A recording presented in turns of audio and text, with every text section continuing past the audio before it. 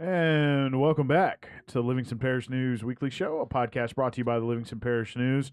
My name is McHugh David, publisher and editor of the news, and this is Around Livingston. It's a special show that we do with this gentleman across the table from me, and I'm going to let him introduce himself real quick this morning. Hey, this is David Gray, news writer with the Livingston Parish News, and it has been a couple of weeks. Yes, it has. We apologize to everybody. We had some scheduling issues last week, mostly on my part. So we missed the show last week, but we're jumping back into it this week, and we're going to talk about a couple of things that happened last week, kind of not blow through it, but get through it pretty quickly. Covering the high points, residents are sort of demanding that the parish council undo a preliminary plat approval, and also Southside Elementary and Junior High is open Yes. for the kids. So give us a real quick 1-2 on those things before we move into this week. Well, starting with some good news. Let's start with that. Southside campus reopened, the 185,000 square foot campus. It is a beautiful campus. I went there the first day of school, got there around 5 a.m., a couple hours before students got there. And yeah, I mean, it looked, it is, you could say it's probably the best looking school in the camp. I mean, in the district. Just, I mean, obviously it's a brand new. It's about a $50 million project, and it has both Southside Elementary and Junior High on that campus. As many as you know, those two schools, which were separate, before the flood, they both flooded in 2016. So instead of building them in their original sites, in their original locations, school leaders decided to just combine them and make them one huge campus on the former side of the junior high. The elementary was converted into the Denham Springs High STEM and Robotics Center a few years ago. Yeah, I mean, it's kind of like how it was at Denham Elementary last year. You just had a lot of, just a lot of people just so happy with just seeing that school finally done. They had been on temporary campuses behind the two Jubin Park schools, in the T buildings for 5 or 6 years. And it would, talking to the principals, who they were both principals during the flood, and they have stuck with it, to see this new project come to fruition. And you could just see the giddiness from everyone. It's more than, first day of school is always a happy time for teachers, for students as well, because there's so many possibilities with the start of school. But for this school in particular, it carried some extra meaning today, so that officially finished all the projects from the flood, which was also, that was the momentous, I guess, part of it. You could say is that officially puts the flood of 2016 in the rearview mirror for the school system, and now they can move forward. There's still some projects from Ida going on, but they're planning to do a big unveiling to the community a little bit later when they finish a little bit of work around campus. But the inside of campus, the building itself, is completely done, and like I said, it's pretty immaculate. Yeah. I mean, a very impressive facility. A lot of planning going into that. A lot of battles with people like the Corps of Engineers and wetlands designations and all that. So a very huge labor, but it has turned out well for those kids. Let's move over to the parish council, and then we'll use the parish council to sort of leapfrog into this year.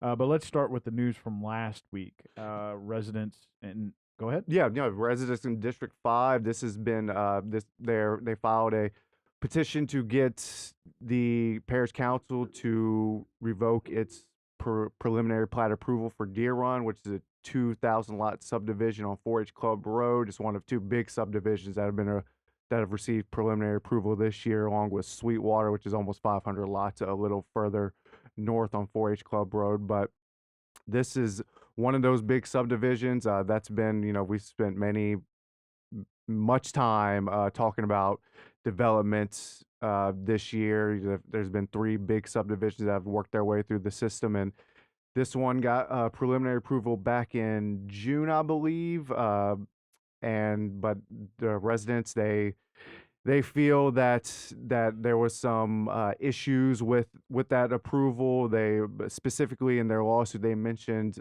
a phone number that was not in working order, and that violated one of the ordinances, that there has to be a phone number attached to these proposed developments. So that was their big contention, that it should never have been approved in the first place for that reason. Though residents have long complained about the health, safety, and welfare that would be negatively affected with this big subdivision. So Parish Council, President Ricks told me that they had received it. He couldn't comment further on litigation, but yeah, that was what happened. That was a big news from last week's paper. So sticking with the parish council to sort of springboard or leapfrog, whatever you want to call it, into this week, we're looking at what appears to be the first land use map. Zoning has land use and zoning are basically the same thing. Yes. And for those of you who don't know, this has been a long saga. There's a lot of history to it. We're not going to get into all of that today, but it is fascinating that the first map is being presented. And out of a district I didn't expect it to be the first one to come from, and I'm gonna let you take it from there. Yeah, Shane Mack, who represents the Albany area, Albany Holden area, he introduced his map at the last council meeting, August 9th, I believe it was. No, 11th, excuse me. And so it will be voted on in tomorrow night's meeting, August 25th. And yeah, like you said, this is the first one. I know there are three, as of right now, there are three maps on the council's website that people can view, I believe for districts 2 and 3, that people can view and comment on. Those maps haven't been formally introduced yet, but yeah, this is a big step because this is something that they've been working on for a long time. It was last summer, I believe, when they formally passed the ordinance that defined the different zoning categories. But until they actually vote on and approve the zoning maps, they can't enforce those categories yet. So this is the first one. You have 8 others to go, and the council members and President Ricks, they've talked about, their plan was to hopefully have zoning in place by the end of this year. Could possibly be first quarter of next year of 2023, but this is a step in the right direction for that, and this goes along with the development debate, and that's been going on this whole year with zoning in place. That gives the parish council more of a leg to stand on when it comes to these big developments, because a lot of the area developments can be zoned out. That's something that Tracy Gorenhouse, who has been a big proponent of zoning, has talked about in many meetings where he's made his feelings clear on overdevelopment, that he's not for it, and zoning is what he thinks is the way to address that. And a lot of them also believe that. So we'll see if this one gets passed tomorrow, and then we'll see if more of them get introduced in the coming weeks. And just to let y'all know, District 2 is Watson area. That's Gary Frog Talbert. And District 3 is Mr. Scooter Keene, and that's areas north of Denham Springs, but obviously south of Watson. Before we get into one piece of news, and actually a piece of good news, which I'm sure a lot of people out there are excited about, let's go ahead and get the dirty business out of the way. Mr. Dennis Perkins had a hearing that was last week, correct? Correct. And I'm guessing I can't remember the exact details, but there are new digital photos for the defense to look through, or is it not new? It's the same ones, but they have to look through them again. So the trial was scheduled for October. This was I believe the third time the trial was the third trial date that Dennis Perkins' trial had. And in May, during a hearing, his attorney argued that the state hadn't turned over, several 100,000 digital images or digital files that he wanted to be able to use for his case, for his defense. And the judge sided with Jared Ambo, Dennis Perkins' attorney, and said that the state must hand over those files, and none of them, from what the state has said, pertain to their case. But that is why, since they don't pertain to the case and they're not considered contraband, Dennis Perkins' attorney argued that he is entitled to those and to make his defense from them. So over the summer, they received these photographs, and there was very strict guidelines for how these images had to be handed over from the state to Jared Ambo. Excuse me. They had to be placed on a hard drive and then uploaded to a computer that was not connected to the internet at all, because they didn't want these images to get out there. So whenever Jared Ambo was going through these, he found an image that he believed to be contraband. He said it possibly contain child pornography, and he didn't claim that the state did that maliciously at all, just an error. I mean, when you're handing over 700,000 or 800,000 digital images, it can be hard to make sure that everything is being handed over, should be handed over. And so whenever he saw that, he said he rebooted his computer and erased it, and everything got erased. So basically, he would have to start over from scratch, a process that took him, 3 months, I guess, to go through. He would have to be starting that over, and to have that done by trial date in October just wasn't possible. And the judge sided with him, and so the new trial date was moved to January of 2023, which will be about 3 years and 4 months, or 3 years and 3 months after Dennis Perkins was first arrested. So just another delay, but we'll see if this trial date holds up. But yeah, I mean, that was all the reporters that were there, we weren't really expecting that much. We're expecting just a status hearing basically, and then that came, and so a lot of us were surprised that was getting pushed again. But the judge felt that Mr. Ambo and Dennis Perkins were entitled to that. So yeah, we'll see if in January this trial happens. Yeah. After the last couple of times, now it's starting to feel like, well, will it happen? Maybe it will. Who knows? Yeah, who knows? Before we get to the good news, let's talk real quick about City of Denham Springs signed a new contract with a new provider for garbage and recycling services. And this is a pretty big deal. I mean, that's a big service to citizens. That typically is the one that gets the most complaints. Mm-hmm. It's the one that's important to a lot of people. And this one has had a lot of complaints. So walk us through how this went down. Yeah, this was in the council's meeting first meeting in August. Their contract with their current provider is coming to an end at the end of August. So they had started advertising for bids earlier this year, and they received 3 bids. And the one that they went with is about a 2 to 3% increase from what they are currently paying. But with prices rising everywhere, inflation, I mean, the bids that they received were all higher than what they are currently paying. So that wasn't a surprise. But they are going with a Waste Pro, which is privately owned, that operates across the South. And Waste Pro actually has subscription services in Livingston Parish. So this is a company that's familiar with the area.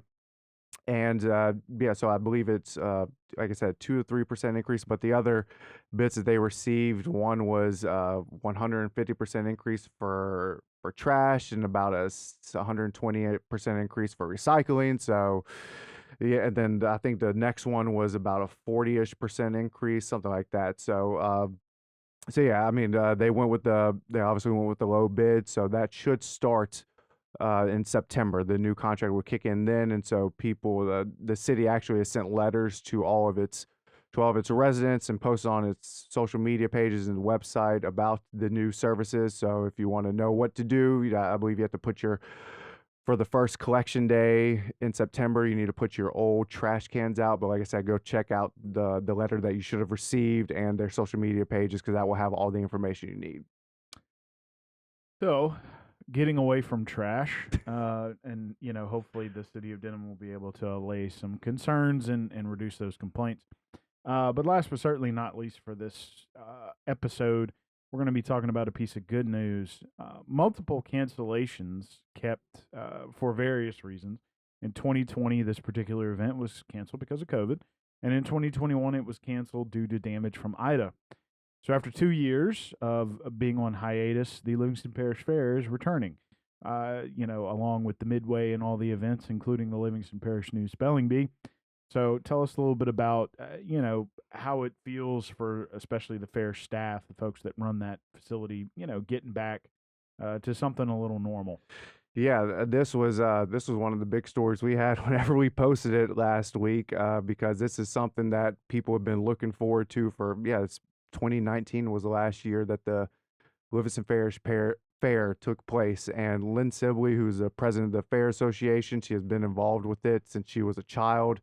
She just was overjoyed, is probably not even a strong enough word to express how she felt when she said that they were able to have the fair. Now, with the last 2 years, they're also, treading carefully. I mean, they're planning to have it, but with the last 2 years, how it's been canceled, you just never know. You want to wait to express complete happiness until the moment when you actually can open that fair and welcome people in. But yeah, so they, like you said, it was COVID the first year when you just couldn't have big gatherings. It was almost impossible to be able to do something of that magnitude. Then last year was Hurricane Ida, because Hurricane Ida hit late August, and the fair is always scheduled for the first or second weekend in October. And Livingston Parish, as you all know, we were hit very hard, and Hurricane Ida actually passed directly through the town of Livingston, which is where the fair is located. And all the buildings on the fairgrounds had some sort of damage, mostly roof damage, which when you have roof damage, that also leads to water damage because there's nothing stopping the water from getting in there. And some of the buildings are still are still not usable at this time, but the most of them are, and the fairgrounds will be good to have all the rides, food booths, games, all that sort of stuff. They'll be able to have those. And the Green Barn, I know, is operational. I actually went to a wedding there in the spring sometime. So the Green Barn is fine now.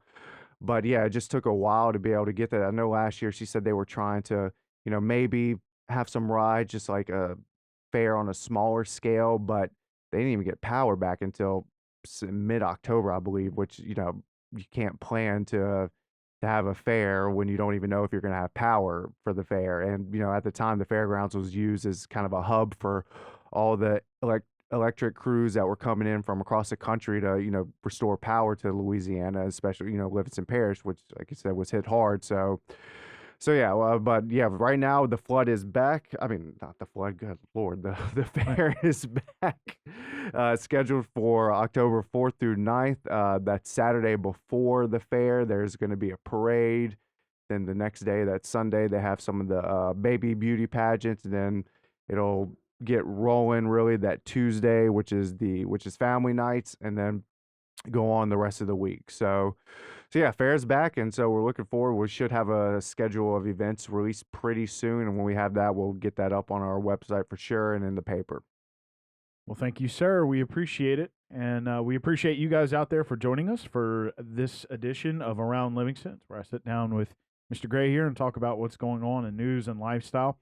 Please remember, actually, I'm going to let him introduce himself real quick. It's David Gray, news writer with the Livingston Parish News. Please remember the news is on Facebook, Twitter, LinkedIn, Instagram, and YouTube. We are once a week in print on Thursdays at $7 a month to get that in your mailbox. We're also online, www.livingstonparishnews.com. Again, we appreciate you joining us. We appreciate your patience because we missed last week, and we will see you next time.